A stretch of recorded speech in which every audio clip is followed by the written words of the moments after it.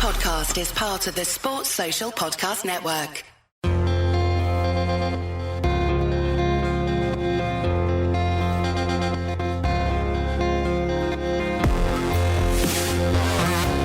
Hello and welcome to Humans of Speedway. In this episode, not just one guest, but two guests. We have a father and son combination. Gary Flint is the team manager and co-promoter at the Berwick Bandits. And his son, Leon Flint, is under 21 British Champion, under 19 British Champion, the captain of the Berwick Bandits heading into 2023, and a rising star with the Wolverhampton Wolves in the British Speedway Premiership. I managed to egg my dad into giving it another go. Seeing him ride, I was like, oh, well, I want to do better than him, which wasn't hard. I'd done that within a week. You're going to enjoy this one, I'm pretty sure.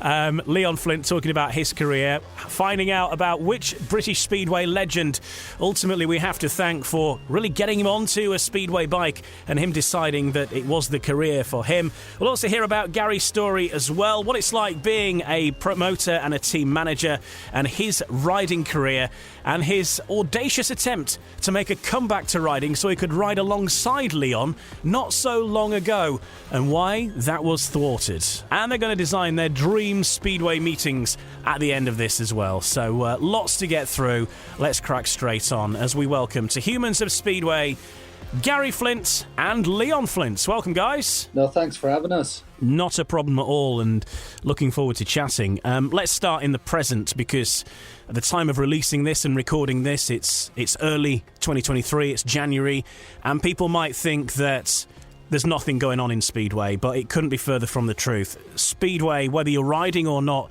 happens all the way through the year, doesn't it?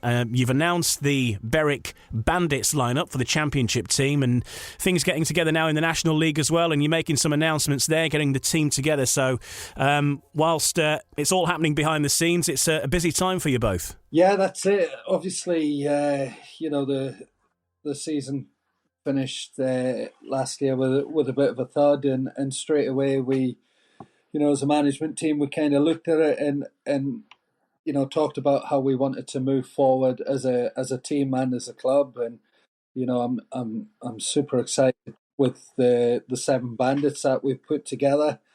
I think it's definitely the strongest team we've put together under our reign anyway, and obviously it's pretty cool to have Leon there as captain as well. So we kind of got that done all pretty sharpish, really, and kind of focus turns to the bullets now, and like you say, we're taking away with that, with probably more riders to be announced later this week and over the weekend, and we're pretty much a forward thinking club, and the bullets is a massive part of that. So we want to get back to the reason why we started the team, and help lads progress and move on in the sport, really. With the Bandits, of course, Leon, your team captain, your son, is with us, and we'll talk to him about that in a sec. But you've also brought back Thomas Jorgensen into the lineup, who's a familiar face, and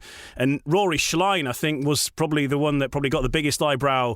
I know from hearing from Chris Van Straten, he thought it was a wind-up that Rory Schlein was asking to come back and race for Wolves. But how did the conversation come around for Rory coming to Berwick? Oh yeah, pretty much the same as Chris. I thought it was a bit of a wind-up as well. He dropped me a message, and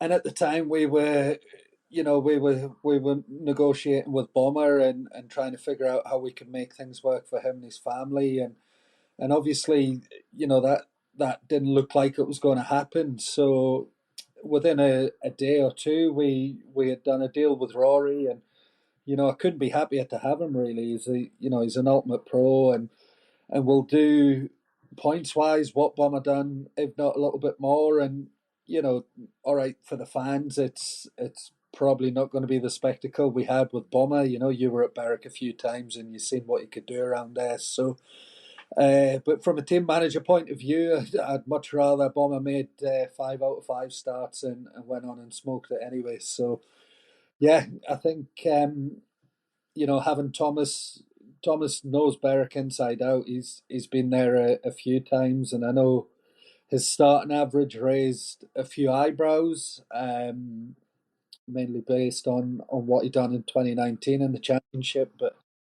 in 2019 he was also only a 4-pointer in the Premiership. Now he's a 6.5-pointer at that. So he's definitely coming to us a better and a more established rider. So it's good to have two big hitters there and let Leon's progression carry on the way it has been without the pressure of having to step up and be a number 5 or even a number 1 like he kind of had to be in 2022.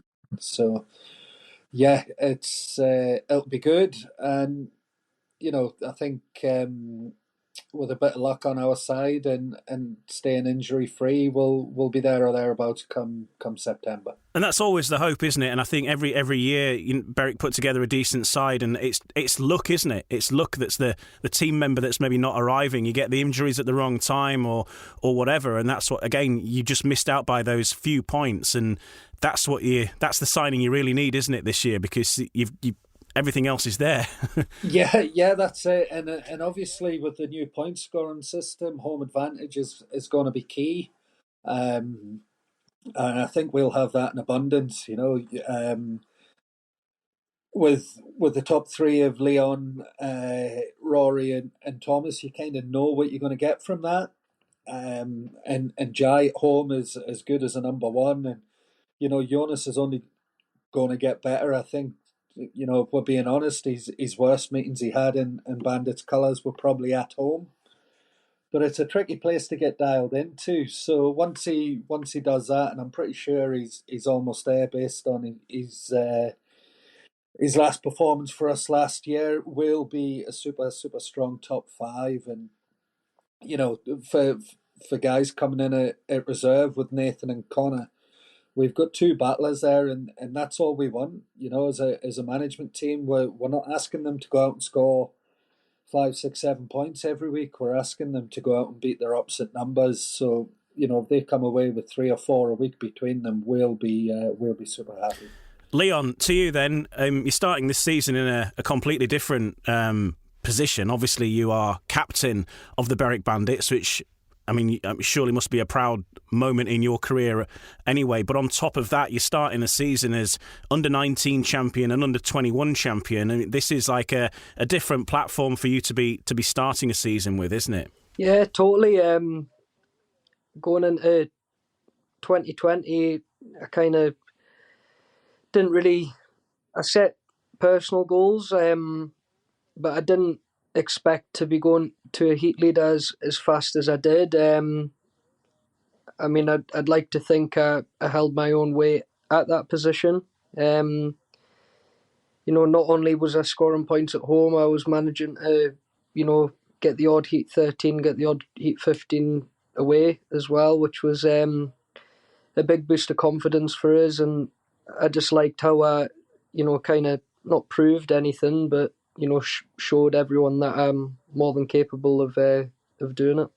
And we'll talk in more detail soon about some of these things, but this last year, the whole of 2022, when you consider it all the things you've done, those titles, racing at Cardiff, the other stuff internationally with GB, the fixtures that you've been involved in, the experience you've had over the last year. I mean, you've lived some people's entire careers in the last 12 months, haven't you? And that must really have opened your eyes, but also brought you a lot of confidence going into this next year of 2023 now, as the point that we're recording this. Yeah, I mean, at the time, I didn't really have much time to even think about what I'd done, because it was just that busy. But yeah, now having a lot of time to reflect and, speak to my friends and my family and say, like what an accomplishment it was. I did give myself a bit of a pat on the back.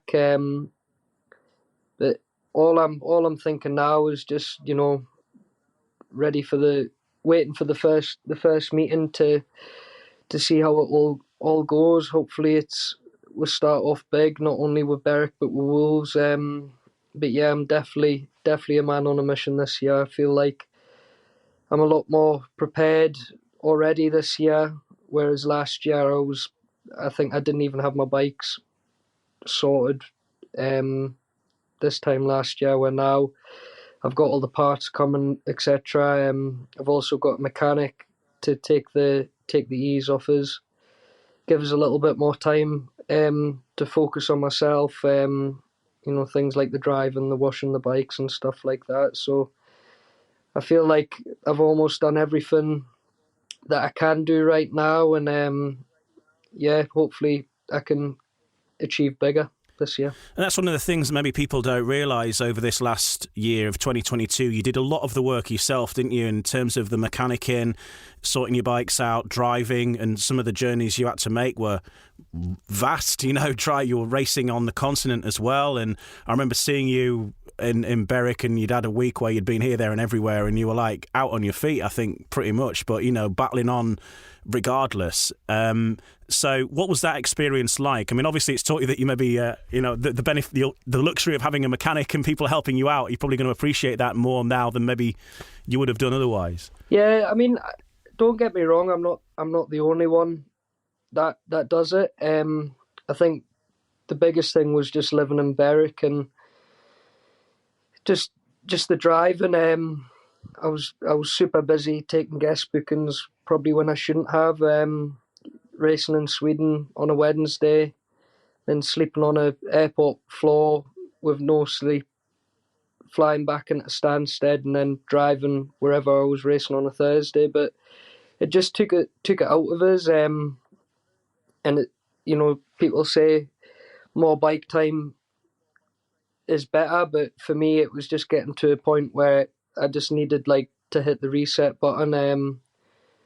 But yeah, already I'm feeling a lot more happier and a lot more chilled out, and it's not even the season yet. I'd go to meetings and be thinking, oh, did I do that? Did I do this to the bikes? Or did I put that clutch plate in properly? And just silly things like that, where I'm going to the meeting, or I'm stuck in traffic and my mind's just constantly going, where I was never able to kind of just chill out on the way to the meeting. But now hopefully that's all changed, and I've realised that I've needed to make that change. So again, hopefully that proves itself, and I can keep taking steps forward.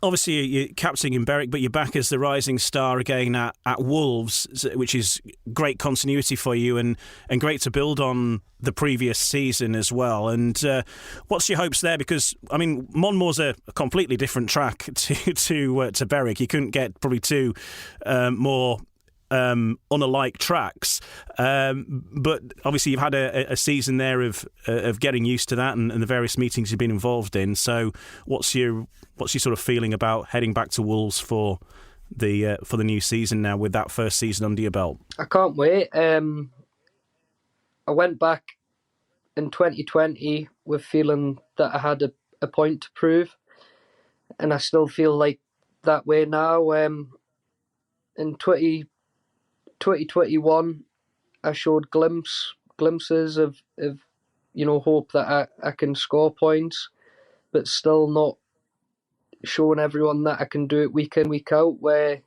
2020, I had had more meetings that didn't go that well than good ones, but my good ones was double figures, which was the big change from the year before. So, this year I just want to just be more consistent, even if it's 5 or 6 points, and, have the odd good couple of meetings. Yeah, I want to be more consistent around there, and just put better scores together.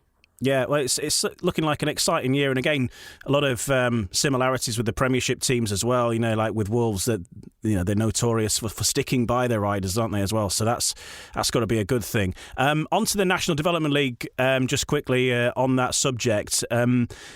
teams are still being built at the time of recording this, so people listening in the future will have the benefit of probably more knowledge than we've got at this moment. But couple of big changes. Rules are going to be the same across all three leagues in 2023, and that includes the team points, and obviously there were different rules between the different leagues before, so there's a bit of more consistency across those leagues as well.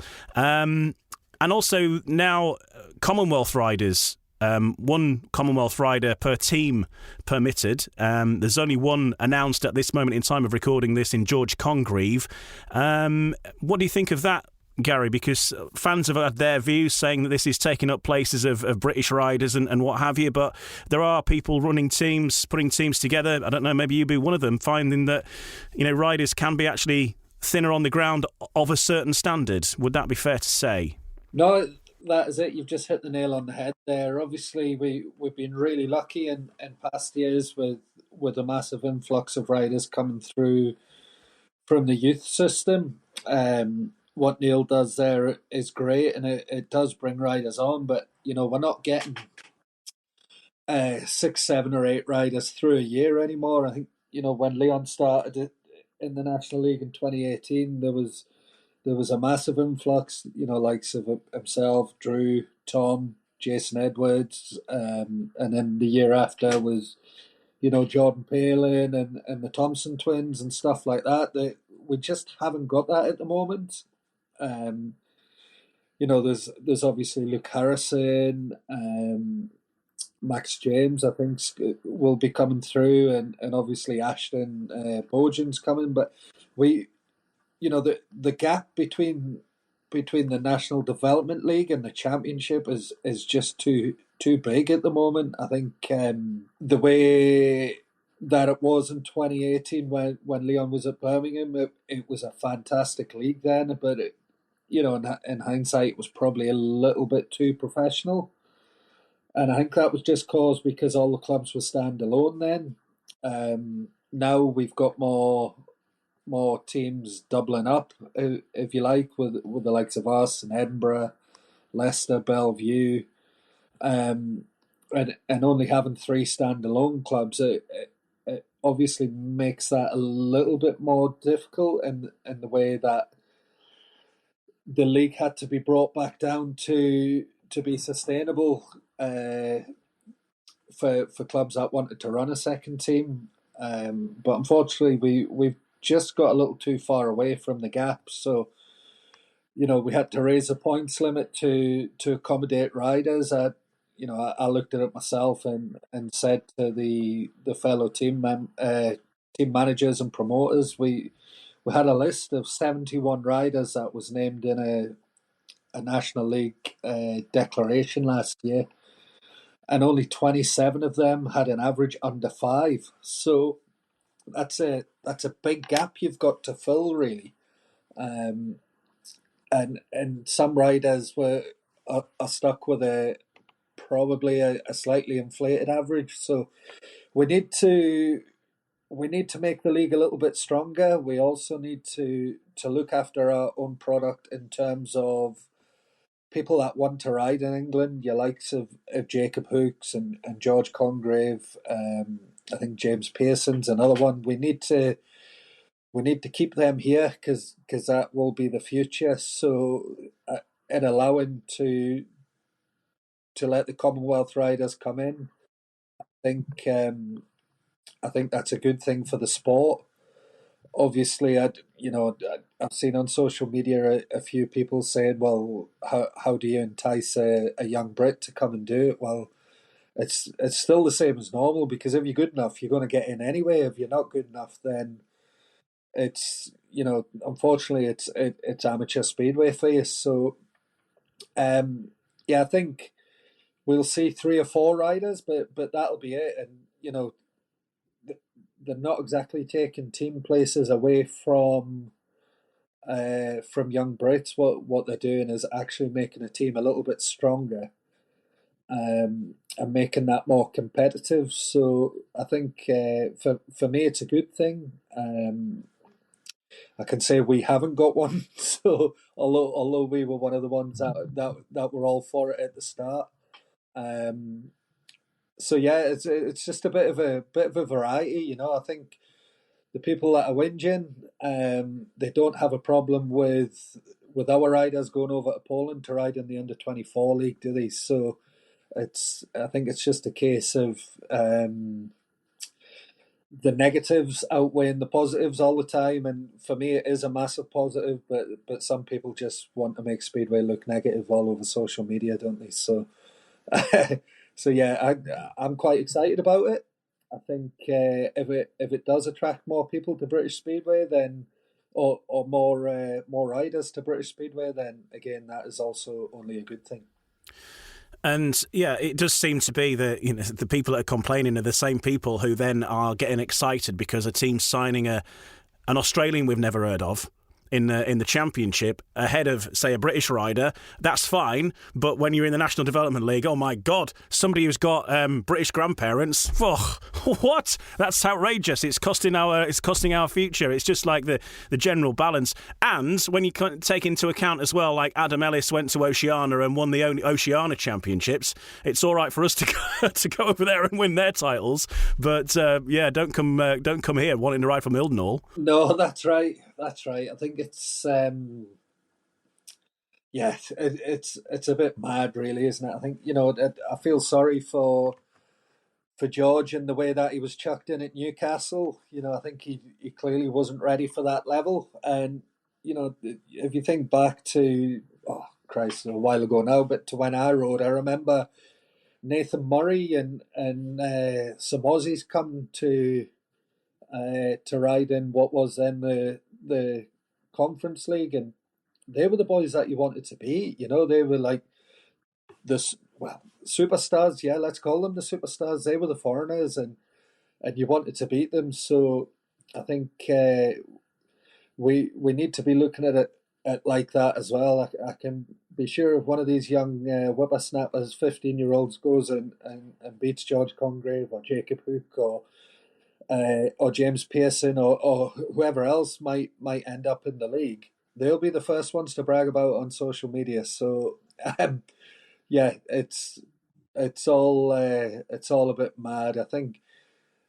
Look, if people weren't moaning about things, then what would we talk about? I suppose it's it's just a shame that it's always people being negative, but like you say, it's always the same ones that are all over social media that are bigging up similar things happening in a different league.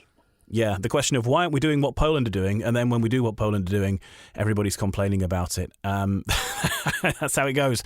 Right, Gary, let's talk about you and Leon and your background in Speedway, because the Flint name has been around Speedway for a while. Your dad, of course, is involved in Speedway and remains mechanic has been with Leon for a while, and also helping out some of the other lads as well. You are an ex-rider, and we'll hear more about that very soon. But also you are co-promoter and team manager at the Berwick Bandits right now. But how did you get involved in Speedway? What was your sort of first foray into it, and how did it come into your family as such? Yeah, I think my earliest memory of it would have been probably 86 or 87 at Barrington Lough. Me and my brothers and my dad and one of my dad's pals and his sons, we used to get all launched into the old Cortina that we had, and and away we'd go all around Britain. Really, it was it was great as a young kid to be around, and I always say Charlie McKenna was always my first Speedway hero.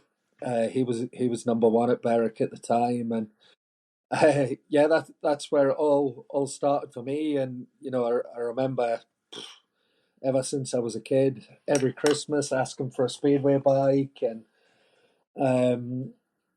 it wasn't really until I got friendly in high school with Scott Courtney.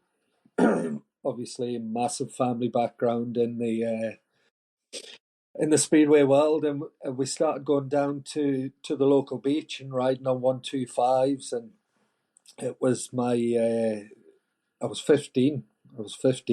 And my mother then asked me what I wanted for Christmas, and I asked for a Speedway bike, and that's where it all started for me riding. Took a while to get used to it, mind you. I wasn't much cop when I finished, but I was a lot worse when I started. That is for sure.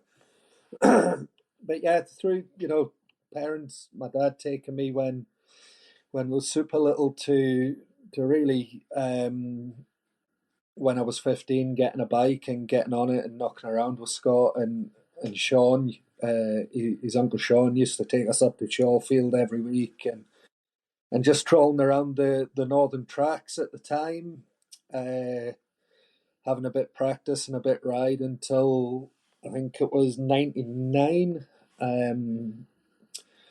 Linlithgow put a team into the Conference League, and we all got to go there, and it was probably my best time riding. It was at Linlithgow. We didn't get paid. You got travelling expenses. If we were on a tour, I remember asking Alan Robertson, who ran Linlithgow at the time, but John Campbell, I think, was the guy putting the money into it, asking where we were staying. We were at Peterborough on the Friday. We had Saturday off, Mildenhall Sunday, and Rye House on the Monday.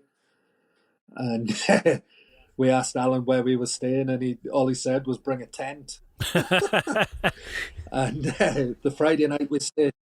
The Friday night we stayed in the showground, and the rest of the tour we stayed at the end of there was a little campsite for all the plane spotters at the end of the runway at RAF Mildenhall, and we stayed there. But what a laugh we had! Honestly, it was fantastic. That's part of the Speedway life, though, isn't it? I mean, and even like recently, as at the time of recording this, a couple of nights ago, even Ty Woffinden put that he was camping out in the back of our Toyota. So sometimes, as Speedway riders, you do sleep in, well, wherever you can, basically, don't you? Oh yeah, that's it. I think like Speedway's moved on so much in the last even 5 years, but how professional it's got, and certainly the last 10. When we were only Conference League riders, but even when we went on tours with the Bandits or with Glasgow with Sean, you lived like rock stars. It was great. You just trolled around in the van, you drank beer, you had fun with your friends, and it's it was unbelievable. Definitely my best years for me, and if I could turn back the clock and do it all again, 100% I would. I've made so many good friends all over the country, and it's just a fantastic sport to be involved in. I think like I say, it's moved on a lot, and my views on what we should and shouldn't be doing on tours and stuff has changed dramatically now. But I definitely had probably the best, from 16-year-old to 26, for sure the best 10 years of my life. It does sound pretty rock and roll. Leon, how does Speedway life when your dad was riding in the 80s compare to now? Oh, I still got quite a glimpse of it. I got chucked in the back of the old Sprinter when I was young. It's a good thing I don't remember half the stories though. But I've been around it for the majority of my life. But yeah, like hearing all the stories about it, it was pretty wild. I'm not saying that we're all saints these days, but certainly not as crazy as all the boys used to be. Like you say, 20 years ago. But I think you have to be professional about it now, because back then, Speedway bikes was a lot more tamer. Where now, you have to be fit. You have to be strong and stuff like that. The beasts now are a 500 engine. And if you do one thing wrong, it's see you later. But Speedway for me I only really started racing in end of 2012, 2013. Before that, I was just all motocross. I'd go out on my motocross bike before nearly every meeting on a Saturday. And it wasn't till the start where it was Ricky Ashworth turned up to press and practice with a bike for me. He said my dad did a full year of mechanicking for him and didn't take any money off him. So as a gift to my dad, but for me, he turned up with a brand new Trek Plus 125, and we've never looked back since. But before that, Andrew Tully let me use I think it was a C90 two-stroke Speedway bike, but I never really done too much on it. Just went to the beach every now and then. But it really did kick off when I got that bike off Ricky, and we've made a lot of memories already. Being 13 to 16-year-old, travelling around Europe, me, my granddad, my dad, and a few others with the 250s. We've had a great time and great memories, and we've made some great friends along the way. Awful, of course, how it turned out for Ricky Ashworth. I think everybody knows the story there, but does he keep up with how you're getting on? He must be very proud about how that's turned out. That gift that little were to realise that was to sort of spur you on and to where you're at now. Yeah, I think only this year I've had his logo on the bottom of my back on every set of Kevlars, just as a bit of appreciation. He gives me the odd text when I've had a good one. Not so much when I've had a bad one on the telly, but he gives me the odd message, and we the family keeping in contact with us all. But Ricky was a Berwick legend, and it's crazy to think that for the short amount of time that he was a bandit. But yeah, we was there when it happened. I might be wrong, but I think me and my dad was in the van with Robin Aspergen, and I think we had to go to the hospital when it happened. But yeah, it was an awful and crazy time, and I don't think either of us will forget it. But what's done is done, and he's doing a lot of great things on his bike, on the cycle velodrome thing, and hats off to him. Yeah, I mean, it's incredible what he has achieved, since then. And Gary, I remember speaking to a couple of years ago now, but one of the first episodes I did was with Neil Machin, and he without sort of specifically talking about Ricky, of course he was a Sheffield legend, still the fastest. Still got the fastest lap time in British Speedway, I believe, Ricky. Nobody's ever beat him around Ollerton, which is the fastest track. It's one of the things that just like as a rider, that there are risks in doing what you do with Speedway, and things can go wrong very, very quickly. But same for being a promoter or a team manager, and the involvement that you have now, that it's your name above the door when you're running a Speedway club, and obviously you're great friends with all of the people that you employ in the club, and it is also a responsibility. You're not riding the bike, but that you could be accountable for what's happened, and you've got to then manage those situations, ongoing for an unknown amount of time into the future, haven't you? Yeah, that's right, and that's where promoters they get a lot of stick on the likes of social media and stuff like that sometimes, and I know there's one bloke that always pops up, and he dribbles a load of rubbish, doesn't he? But once you sign that meeting certificate, it's everyone in that stadium's under your care, and it is a lot of responsibility, and you need to make sure that you have the right staff in place and all sorts. It's not just run the Speedway match. It's a massive event, and like you say, if an accident like that does happen, it's all on you. So you need to you need to be mentally strong and mentally tough to be able to deal with that should it happen. And it's it's definitely a worrying thing. And it's not just riders that it can happen to. Somebody falls over in the crowd and hurts himself. Or only a couple of years ago there was an incident at Berwick where David Howe and Danny Ayres, bless him, had an accident on the back straight, and Ben Barker ran out and went to pick one of the bikes up which hadn't cut out, or the cutout had malfunctioned, and the bike took off and wiped out one of the first aiders, broke his leg, and it's that's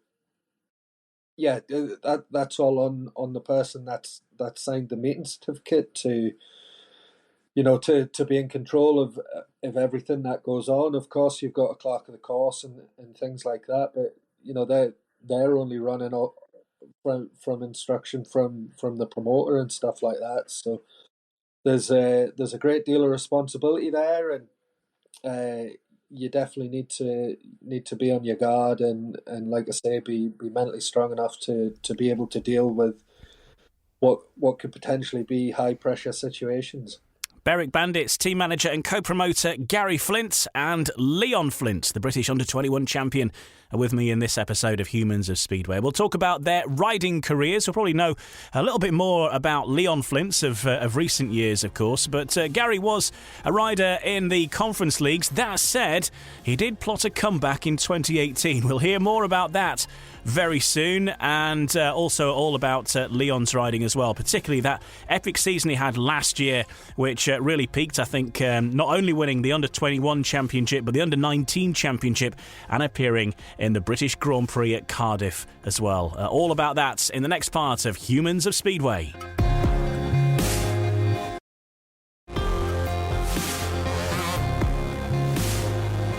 Welcome back to Humans of Speedway. I'm Ian Brannan. My guests in this episode, Gary Flint and Leon Flint. It's father and son, and we'll be chatting to them again in just a moment. I just want to tell you about another event where you can come and see myself and Leon Flint in person, in fact, and it's in Coventry. The Celebration of Speedway event is being put on by the Nuneaton Speedway Supporters Club at the Brandon Club in Coventry. It starts at 7 p.m. on Saturday, the 11th of February. Come on down. Everyone's welcome to attend. All the GB youth riders, as many as can make it, will be there, including the 4 British youth champions. Leon Flint, who of course is 2 of them in one, the under-19 and under-21. Sam McGurk, Luke Harrison and Cooper Russian will be there, along with other British youth riders. And there'll be some announcements as well about how the youth championships are going to pan out for the season as well there as well. But a general celebration of Speedway is the name of the event. 7 o'clock, Saturday 11th of February in Coventry at the Brandon Club, just a stone's throw from Brandon Stadium, and it will be great to see you down there. Hopefully you're hearing that before that date. If you're listening after the 11th of February, then the event happened, and I'm sure it was a great night. Let's go back to our guests now, Leon Flint and Gary Flint. Gary, first to you. You plied your trade on a speedway bike in the Conference League largely, but you started north of the border. Tell us about your days riding speedway then. Yeah, I started off at Linlithgow, and then we moved on to Glasgow under the Ashfield Giants banner, and then I think I had a spell at Buxton and Sheffield in their second team. And in fact, the year I broke my leg, 2003, I had signed a deal to ride for Berwick in the Championship or the Premier League at the time.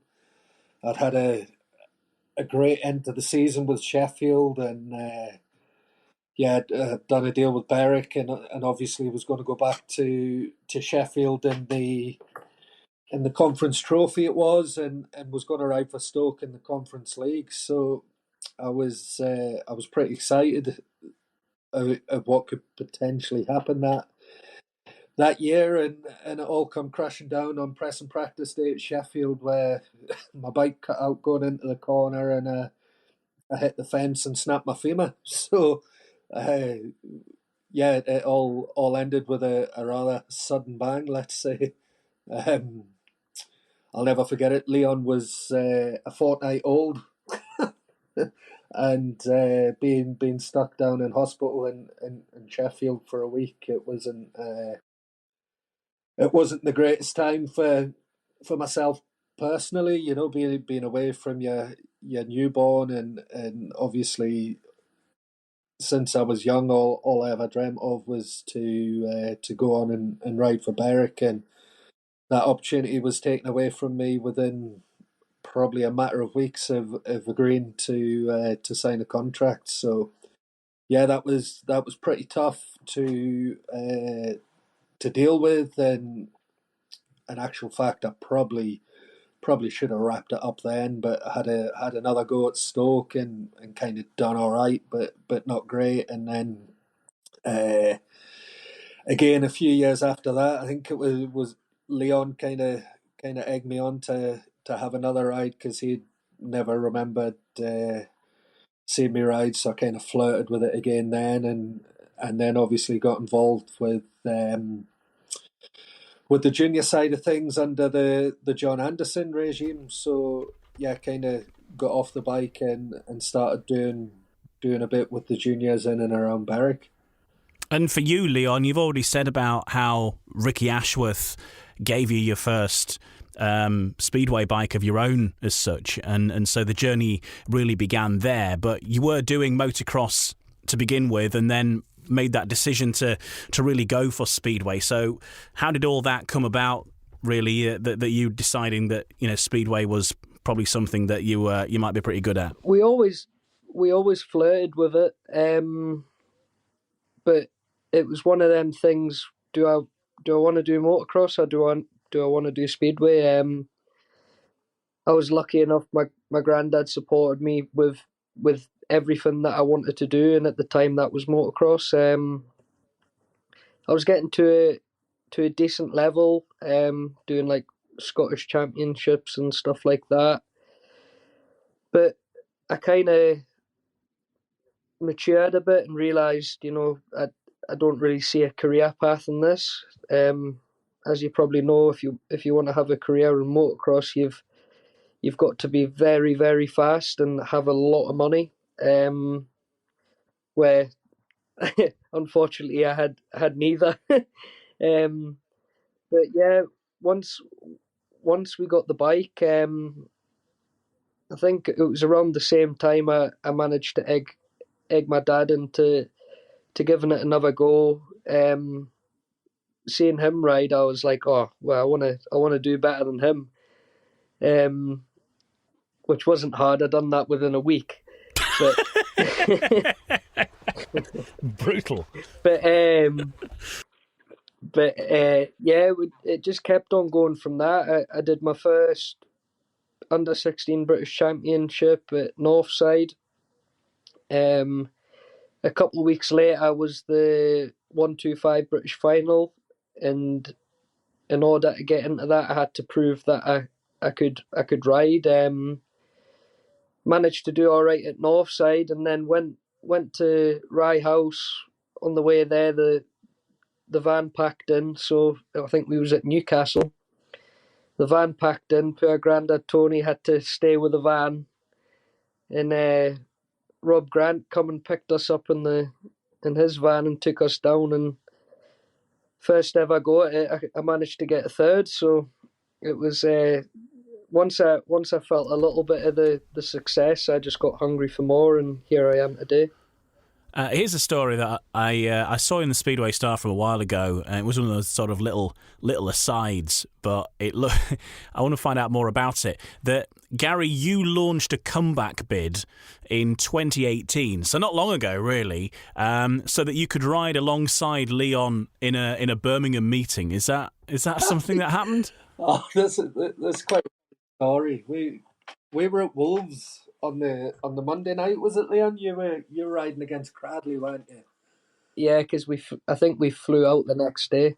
Yeah, you went to the World 250s, didn't you? And I can't remember.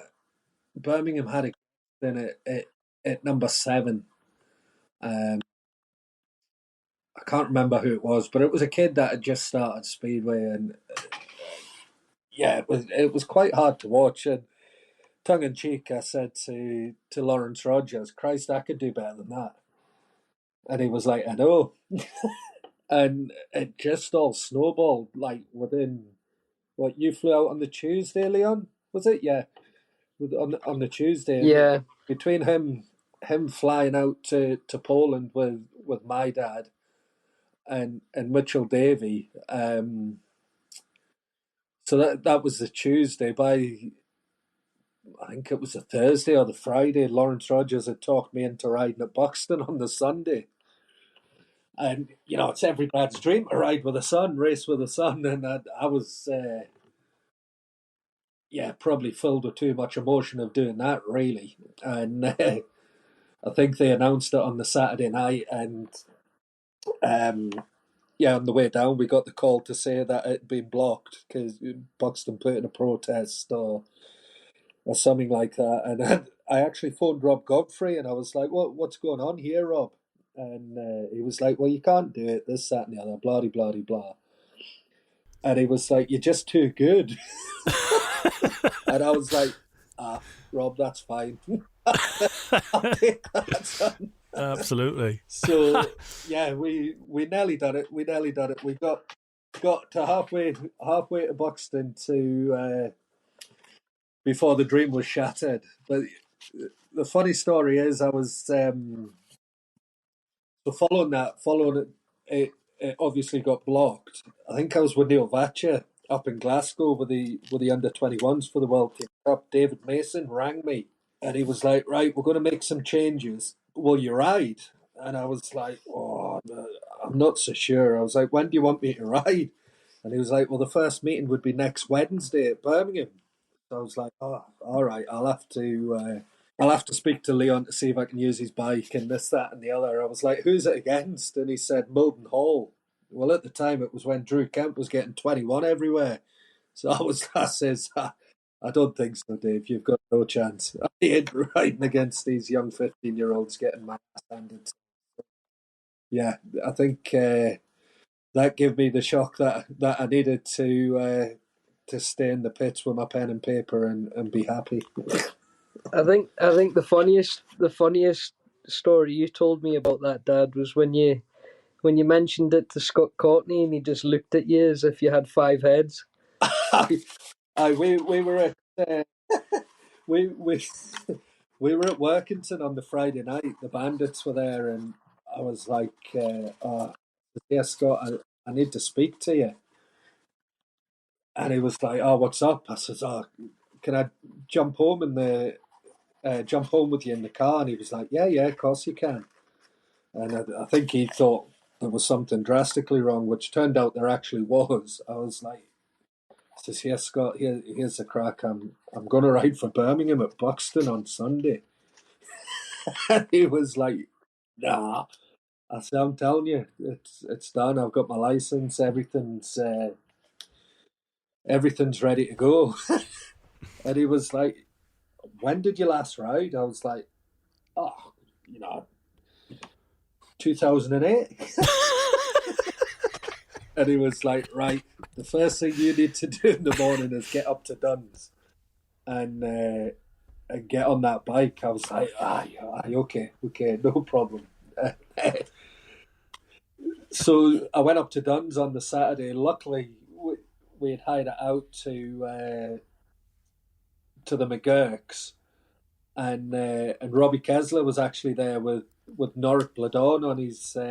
He had his 85cc thing. He'd come over just for a week's holiday and come up to Duns, and God knows what they must have thought. Robbie Kessler thought it was brilliant, but yeah, the poor McGurks, who at the time I was trying to teach how to ride, I think they thought, what the hell's going on here? And ultimately you got blocked for being too good. Well, That's what Rob said, so that's what I'm sticking with. Gary Flint, too good for the National League. There you have it. I'll take that now. Take that. Should be you'd be coming in on a 13 average for this year if you were signing for your own side. 13 stone. 13 stone. Take up too much room in the pits now.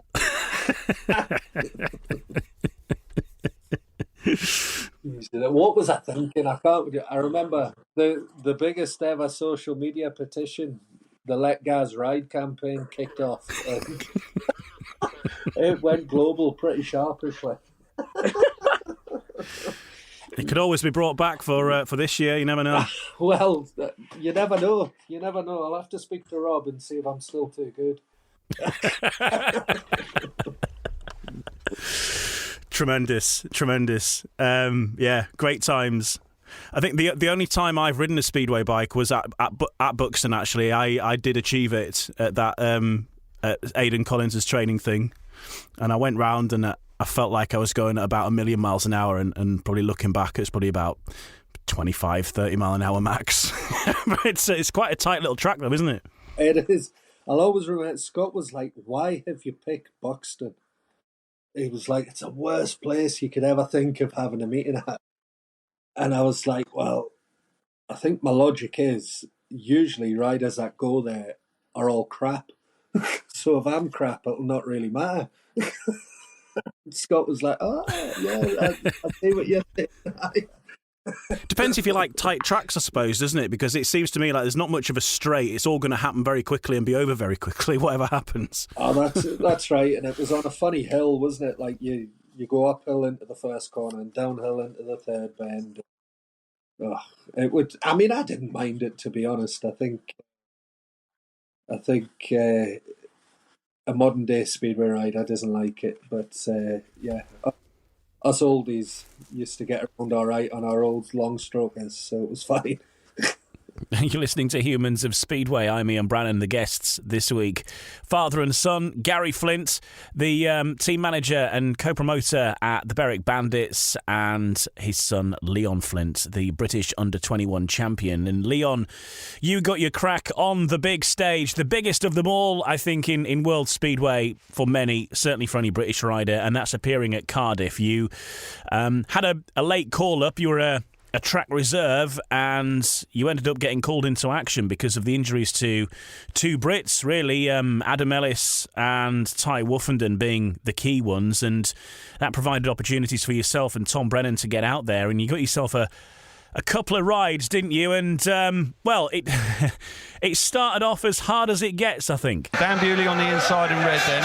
Alongside him is a three-time former world champion, Ty Woffinden in blue. Zmarzlik, the championship leader, coming out of gate number 3 in white. And Leon Flint coming off the outside gate in yellow. And I tell you what, it doesn't get much tougher than this for Leon Flint, does it really? No, not an easy one to come into. First heat, Dan Bewley, Ty Woffinden, Zmarzlik. No bother. It's not going to get any worse from there, is it? To be honest, if you can handle that, then you're sorted. Oh, well.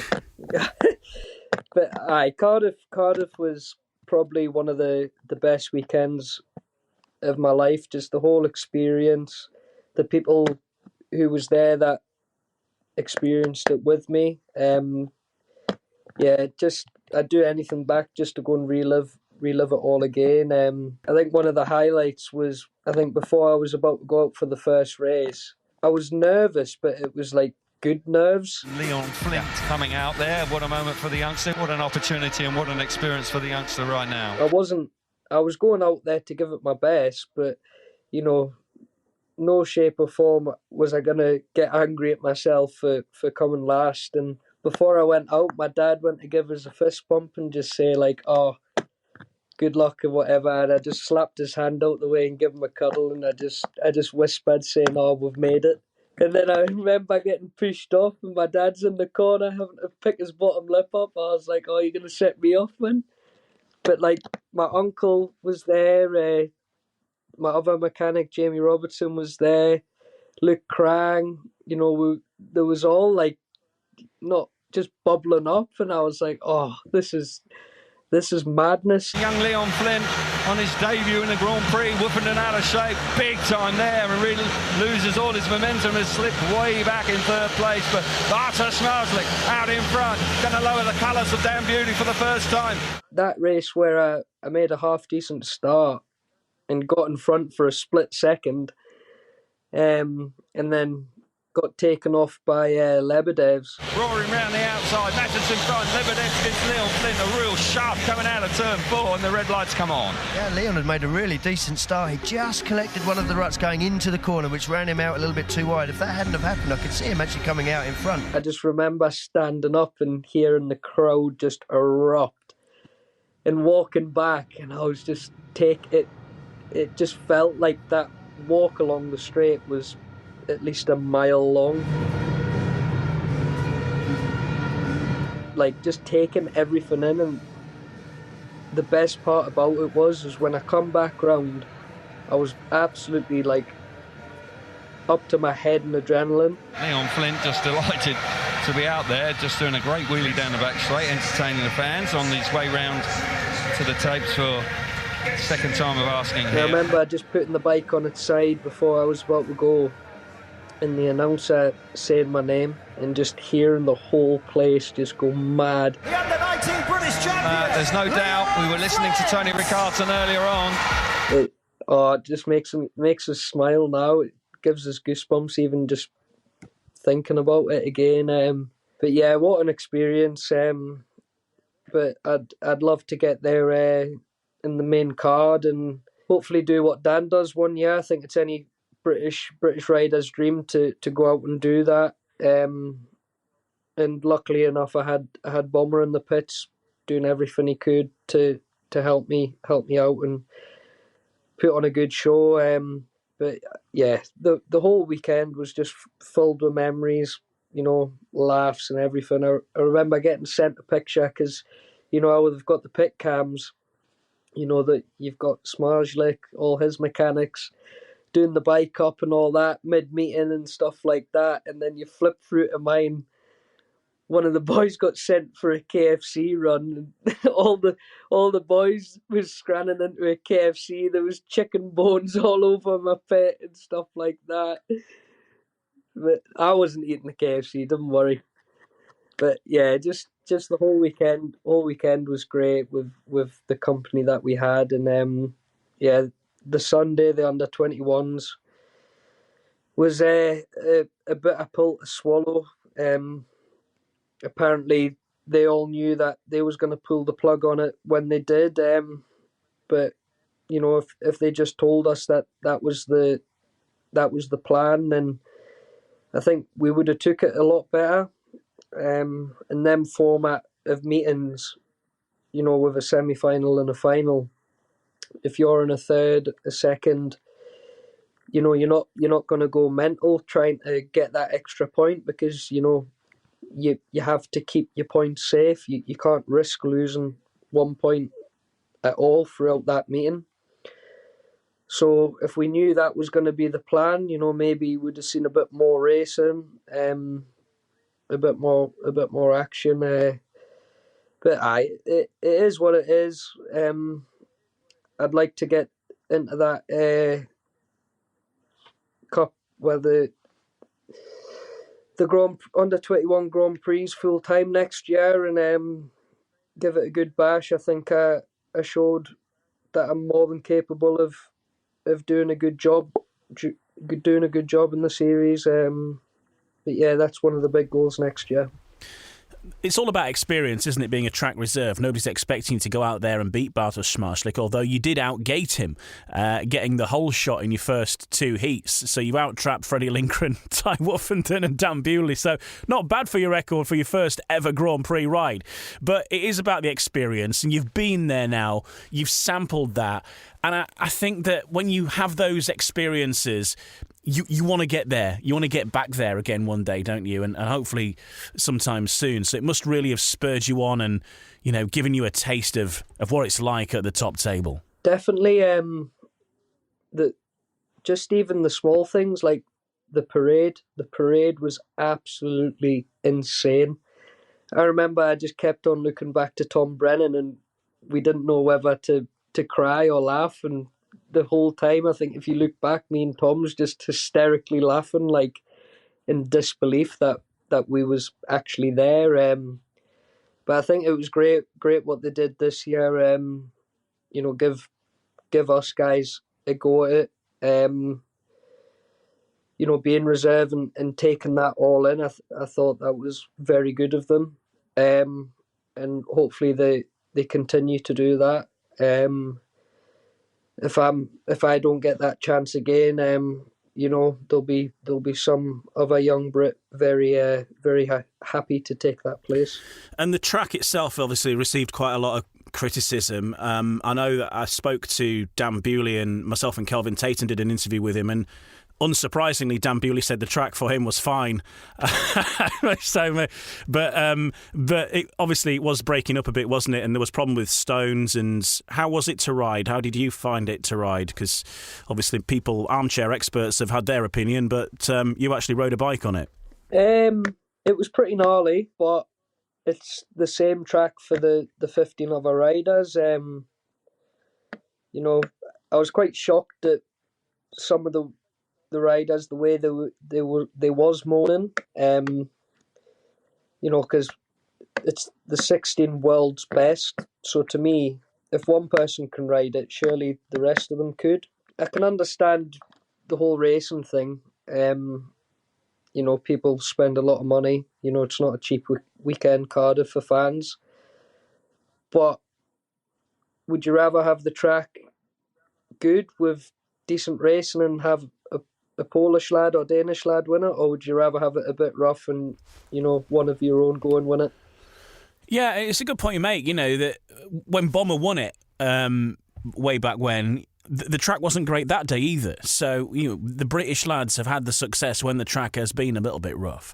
And I know Dan Bewley said that he thought Tetro was worse for its worth. But as you say, it's the same. It's the same for everybody. And Dan managed it, and the rest is history. It was funny. You could just see Bomber licking his lips at the track, just obviously with everything that happened. He was in the pit, and you could just see him watching, just thinking, "Oh, I could do better than that. I could have won that race. I could have done that." Let me at him. I bet he would have been straight out there, no problems. You spent quite a lot of time with Bomber, and we'll just round this section off by talking about how you've sort of filled his shoes, really, going forward into 2023. You're taking over as team captain at Berwick. I just wonder what it's like and for you and maybe for the other team members, because you haven't been afraid to say what you think about team performances last season with Berwick, and you said that some riders need to pull their fingers out and it wasn't good enough, but how that dynamic maybe changes knowing that you are the son of the team manager. Obviously your talent on the bike, you lead by example because you've been there, seen it and done it even at such a young age. But how's that dynamic go, and being unafraid to speak your mind where necessary? I'm not the only one that gets the backing off my dad. He'll back every other rider, and so will I. I didn't mean that in a malicious way whatsoever. It was just at the time, we had to. Some riders at the time did have to pull the finger out on the night. You look through the riders. If we had a couple more points, we would have won that meeting. But the whole captain thing, it's not been given to me. I really do feel like I've earned that. And people that haven't seen or have not been in the pits tend to think, "Oh, I get it easy" and stuff like that. And I'm not trying to say I get it hard, but I'd probably say out the 7, I'd be the one that takes it the most, just because, my dad knows what I'm capable of, so he'll try and get everything out of me. The difference to how we are now compared to 2019, where I was 16, still in school, it was quite heated at times. But now I think we are quite professional about it, and it's the only way that we can be. And similarly to you, Gary, as team manager, obviously your son is in the team. Now he's the captain, but of course previously wasn't. But do you feel that you can speak to Leon more honestly, or maybe more harshly, or whatever it might be, or speak to him in a way that perhaps you wouldn't to, say, Bomber or another rider in the team? You know, how does that dynamic go? And are you more honest? Are you more forthright? In 2019, I would say definitely. It was a new thing for me, and obviously a new thing for Leon. And what made it worse was Leon was a little 16-year-old gobshite at the time, so there was a few clashes. But you know, I think COVID maybe happened at the right time. Not that there is a right time, but I think it probably happened at the right time for the both of us. I had a bit of a change in my own private life, and I think that that mellowed me out a wee bit. And I had plenty of time to reflect on the 2019 and my style of team managing. But I think everybody gets treated the same, or I would certainly like to think so. There's no harsher critic of Leon than me. That is a fact, for the reasons that Leon said. That I do know what he's capable of. I've been with him the whole way through, just about. So I do know what he's capable of, and if I feel that his finger isn't quite on the pulse, then I probably now wouldn't tell him in a live meeting. I would maybe wait until we got home to give my in-depth view on that, and instead of kind of where 2019 I probably lost the plot and give it to him a bit hard. But yeah, I certainly would like to think that everyone gets treated the same. Leon, like you said there, he's definitely earned the captaincy. I think when myself, Scott, Jamie, and Stevie Jews talked about it, there wasn't even another name that come into the conversation. If I'm being honest, and he's grown up around the club. Obviously, his dad's the team manager. His godfather's one of the owners, so he knows what we're about and what we're trying to achieve. And if he can, bring his passion for the club through to the other six lads, which I'm pretty sure he will, and then that's only going to lead to bigger and better things for the club. Gary Flint, team manager of the Berwick Bandits, and his son Leon Flint, British Under-21 Champion and team captain in 2023 for the Berwick Bandits, and rising star with the Wolverhampton Wolves as well. But in the next part of Humans of Speedway, we're going to design their dream Speedway meetings. Who'd be in their all-time 1 to 7s? The dream track, dream stadium, rules they'd change, and maybe their fantasy opposition as well. It's all on the way in the next part of Humans of Speedway.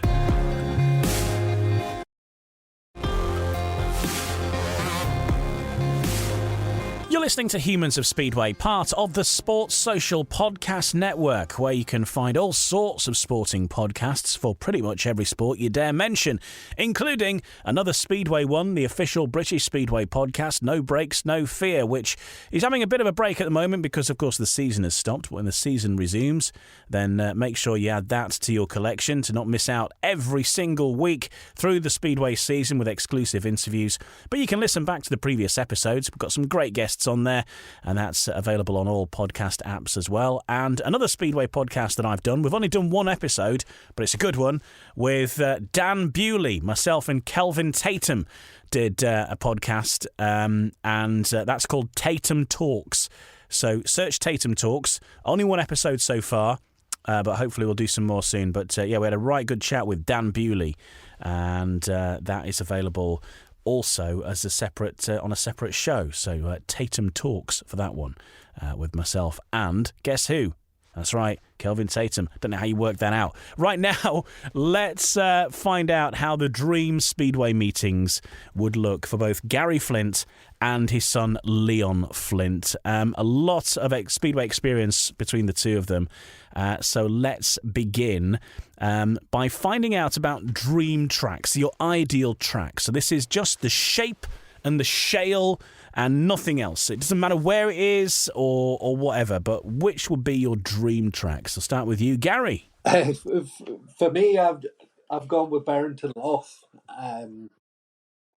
Based on that was the first place I seen Speedway, and I used to love going there and watching. It was my favourite track at the time. My dad used to take us all over the country, and I remember you were all so close to the track, and the little stadium that they built out there was kind of probably one of the best of the time. You know, it was a purpose-built Speedway stadium, and just a nice little track that you were super close to, and I love watching there. Yeah, and how about you, Leon? If you're going to pick one track just for the racing, what would it be? A lot of people are going to disagree and think I'm using favouritism here, but I'm going to go with Berwick because you're saying pick 7 riders of your choice. So I'm just thinking, to seeing how Bomber rode that, think about having another 7 of them. 7 Bombers, there we go. Maybe that's the team already sorted. I like Berwick. I think Berwick's it is obviously the longest track in the championship, but also it's very fast. But it reminds me, I grew up on a diet of like going to watch Speedway at Halifax and Bradford, and it's one of those like proper tracks around a football field, and sort of evokes memories of that for me. Let's talk about the stadium you would put this track in, Berrington or Berwick, both of the old Berwick tracks. But if we're picking a stadium, what stadium are we putting them in? I've gone with Tottenham Hotspur's new stadium. Okay. For a couple of reasons. I would love to see a Grand Prix in London, and I'm also a Spurs football fan, which I don't like to shout very often, and it would probably be my only chance of going to that stadium. So I thought, bang a Speedway match on, and I'll go there every time. Apparently, if there's going to be a Grand Prix anywhere, it could definitely happen at Tottenham. I understand, because the guy who's the head groundsman is a Speedway fan. So there is an in. Yes, I did see that. Actually. Yeah. No, an amazing stadium. It would, yeah, and Berwick's track in there would probably fit pretty nicely, I reckon. How about you, Leon? I would probably say Wembley. We'd need a lot of people to try and fill it, but I reckon that'd be pretty cool.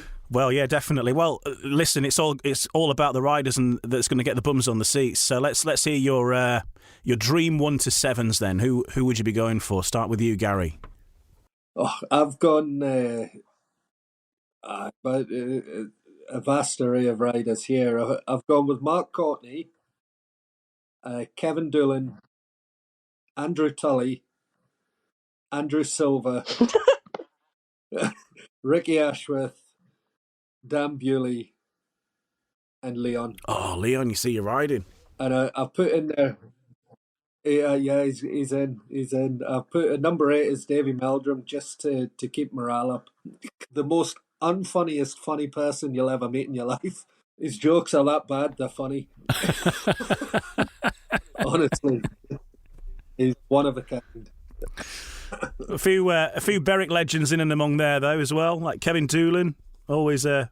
I remember seeing Kevin at it was the Pears at Somerset a few years ago, where he was like just chilling on the bank with a can of cider after he'd finished his last ride. It was a nice touch, getting involved with the fans. Oh, he was a great fan of that, and yeah, he's spent many years with Kevin. Just an all round great bloke, and I put Andrew Tully in there because I think he was such a talent on a speedway bike, but I feel quite sorry for him because I think he kind of hit speedway in the wrong era. I think he got going so good, but at the time, you had your Simon Steads, Ollie Allen, David Howe, and all them boys that were going great guns. He just kind of never got the break he needed to get into the elite league at the time. I think if he got snapped up there, then he would have went on to bigger and better things. But yeah, like I say, I think just wrong timing for Andrew. How about you, Leon? Are you having Chris Harris 7 times, or have you got some others? So I'm thinking who's going to put bums on seats. So I'm definitely not going to pick myself. You're already riding against yourself, otherwise. I'll start off my number 1, Tony Rickardson.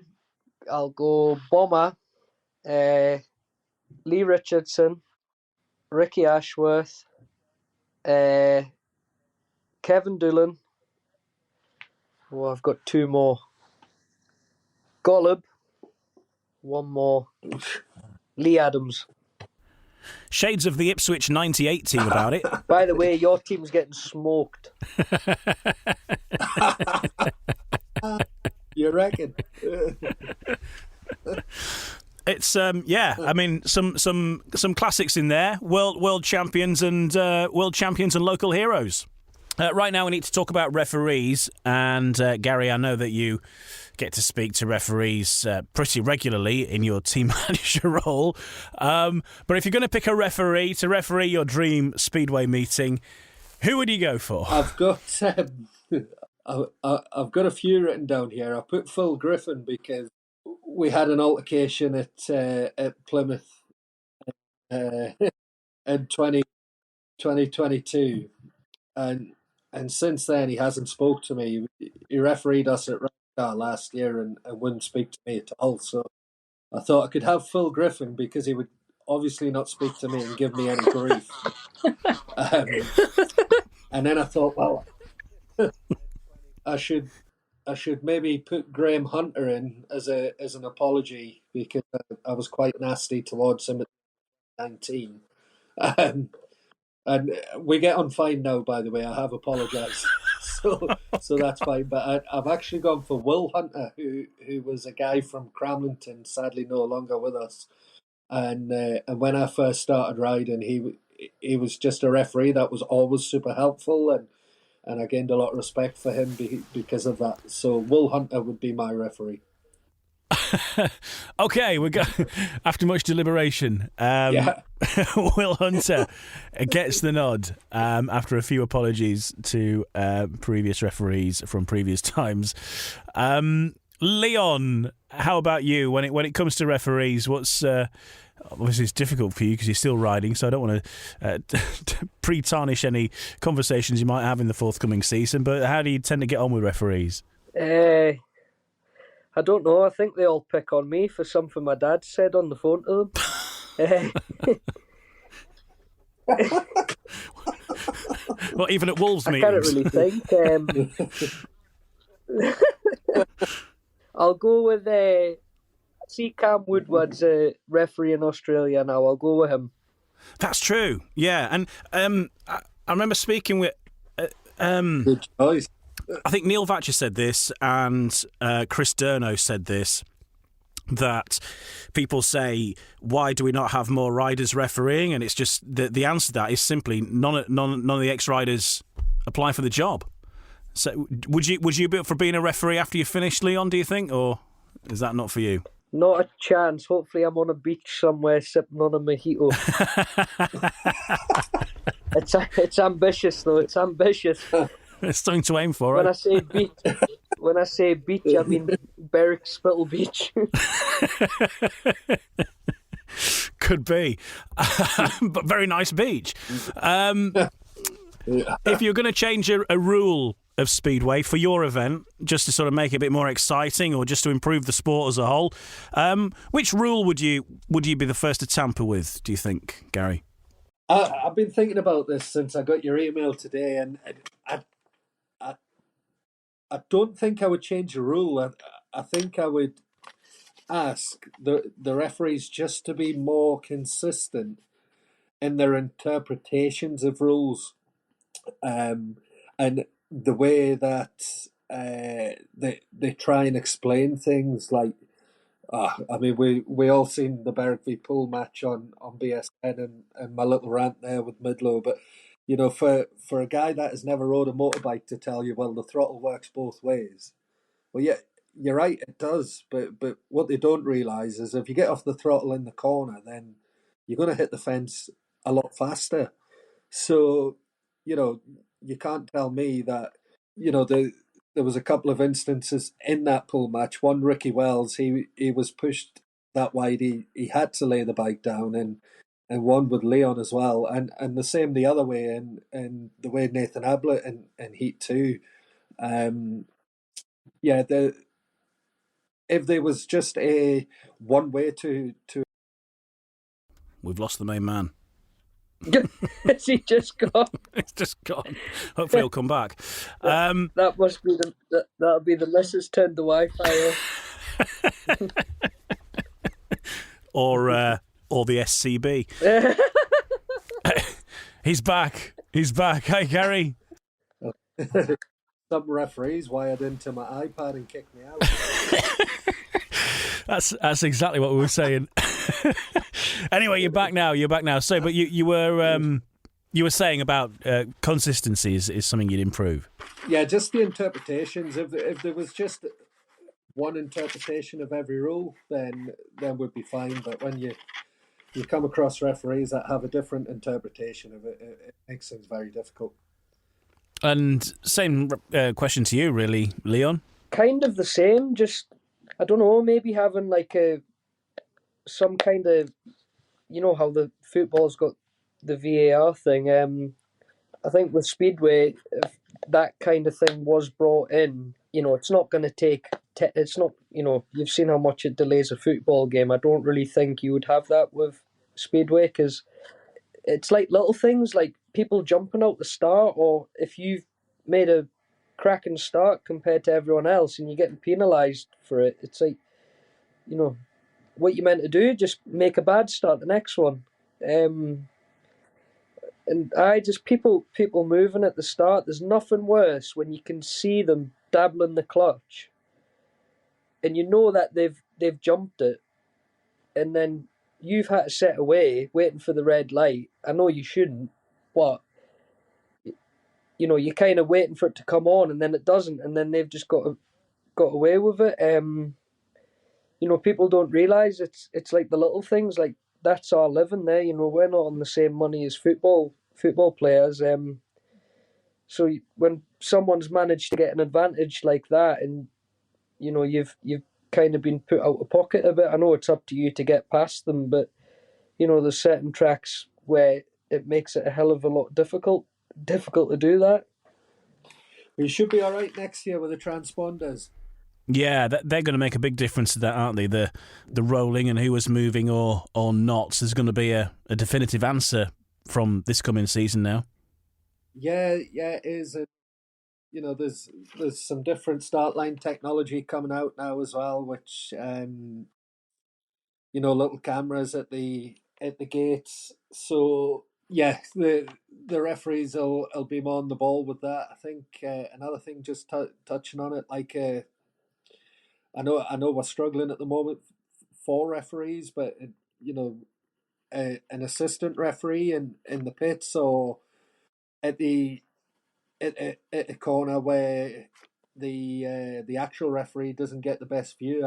I know at Berwick, you're sitting at the start line at Berwick, and the view going into the third bend isn't the best. So there's been a few times I've had chats with referees after incidents have happened, and they've been honest, they can't see it as well as we can up in the pits, so they go with what they think, which is fair enough if they explain that to you. But there is more often than not, there is generally another referee just spectating at a meeting.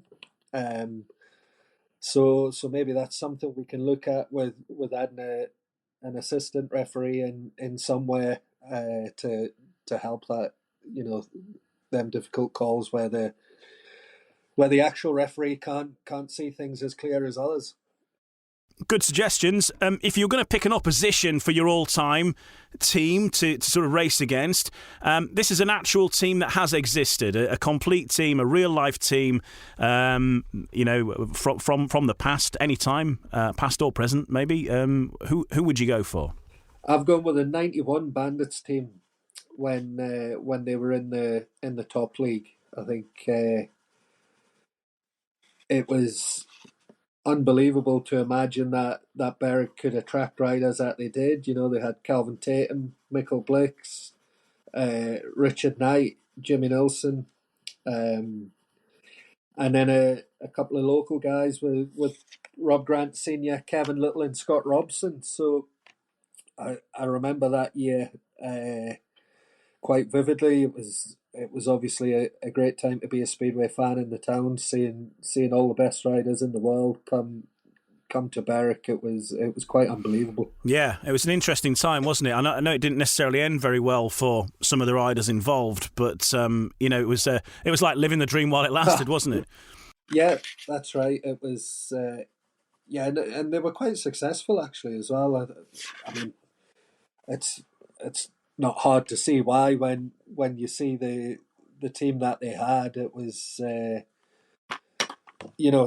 three riders there that were all world finalists. So I think if you put that into modern day Speedway, it's like it would be unreal. It'd be like having Woofy, Zmarzlik and Laguta leading your team. I think anybody would have that, wouldn't they? Yeah, that wouldn't be a bad lineup either. and how about you, Leon? See, I'm at a disadvantage here. I don't have that many years of knowledge of many old teams. I don't know. Since you said all them names, I'll go with Roslav. Roslav's team this year. Well, yeah, that'll do. It was a decent lineup. I mean, they didn't win the. Sorry, Berwick. Berwick Bandits 78. Is that better? Berwick. You just don't even know who was in it. But I will go with that. It's probably a vintage year. That's even before my time. Berwick Bandits 78. They were a nomad team that year, weren't they? I think they rode a barrow, so they must have been crap. Barrow. Well, I need easy opposition for my team. We need to win. Just getting the Berwick Bandits 1978 team up here. Yeah, they're riding in the National League. Names such as Graham Jones, Dave Gifford, Jack Millen, Mike Fullerton, Willie Templeton, Colin Caffrey. Names like that. There you go. Colin Caffrey, Mitchell Davies' father-in-law. There you go. You'll get brownie points for that, Leon. There you go. Well, it's the first time that Berwick Bandits 1978 has been picked, but it's the first time for everything. There you go. Thanks, Leon. I can't remember what I'd done yesterday, let alone think of bloody old teams. Well, thanks, Leon. I'm sure people will turn out in their droves, if not tens, to see the Berwick Bandits of 1978 get back on track for one final hurrah. Fantastic. Thanks for that. And good luck with everything in this forthcoming year, Leon. And it's set to be a big year. Are you racing on the continent again? Because we mentioned earlier you did dabble in that over in Sweden. Have you got any plans on that front? Obviously, you're racing with Berwick and Wolves in Britain, but any plans overseas? Not at the moment, no. Unfortunately, still having a bit of drama with my Polish kind of career. But it's kind of out of my hands at the minute.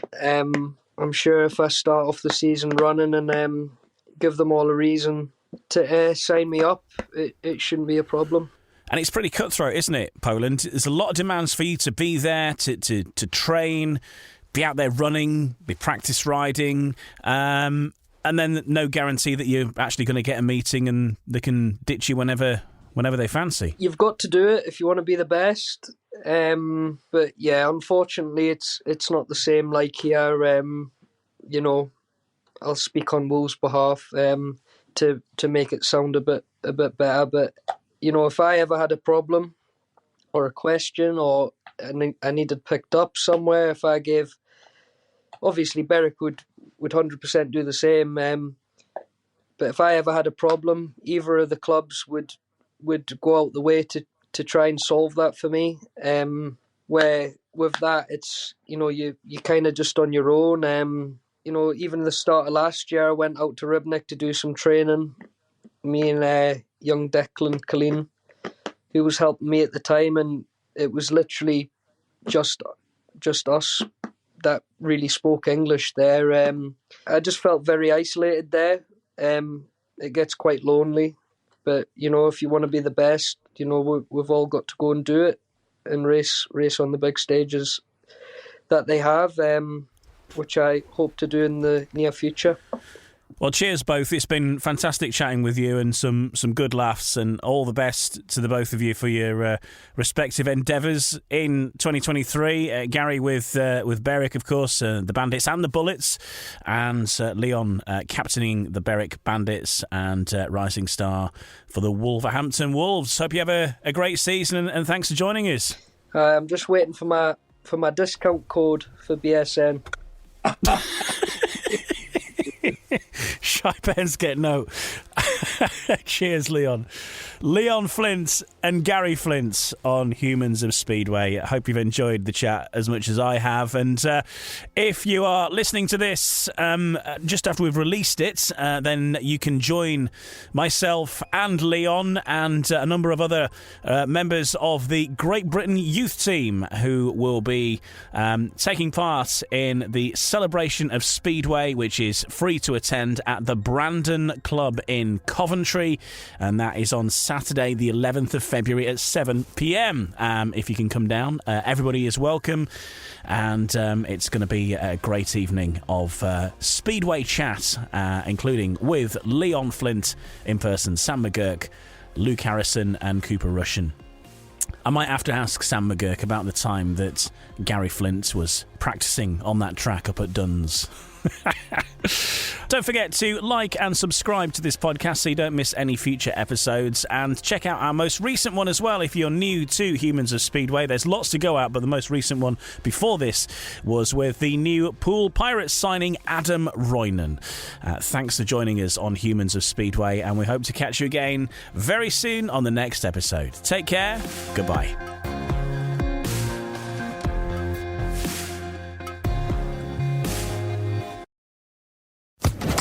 Social Podcast Network. With Lucky Land Slots, you can get lucky just about anywhere. Dearly beloved, we are gathered here today to... Has anyone seen the bride and groom?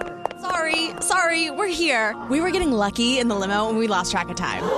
No, Lucky Land Casino, with cash prizes that add up quicker than a guest registry.